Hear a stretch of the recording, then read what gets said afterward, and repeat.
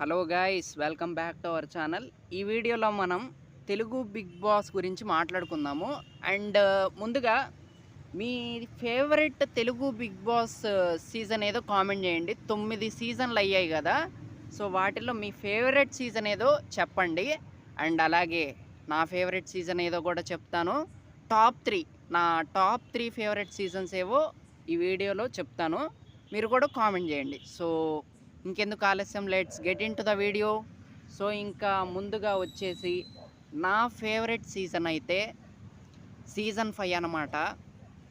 So next level season అనే చెప్పాలి. అంటే అన్నీ ఉన్నాయి అన్నమాట ఈ సీజన్లో. ఎమోషన్ ఉంది, ఎంటర్టైన్మెంట్ ఉంది, ఫైట్స్ ఉన్నాయి.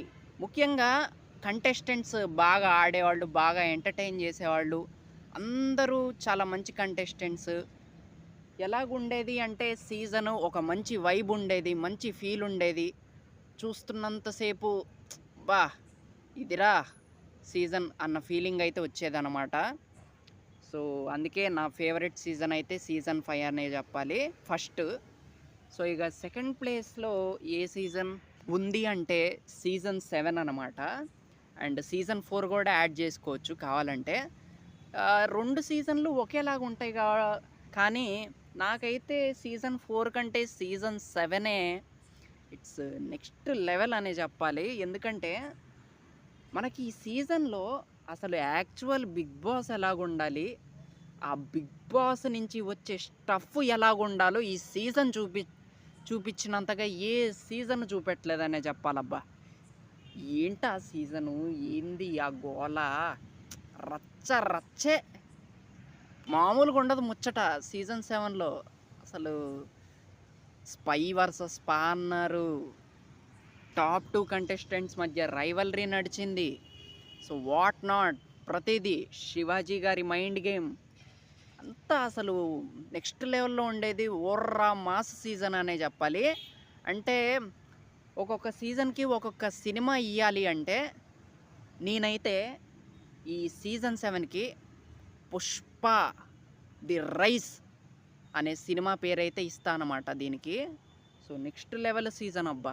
అండ్ దాంతోపాటు సీజన్ 4 కూడా సెకండ్ ప్లేస్లో పెట్టచ్చు, ఎందుకంటే అది ఇక ఆ season ratings next level. And ఆ కంటెంటు, ఆ డైలాగులు, అంటే కంటెస్టెంట్స్ నుంచి వచ్చిన డైలాగులు, ఆ జోషు, ఆ ఎనర్జీ వేరు.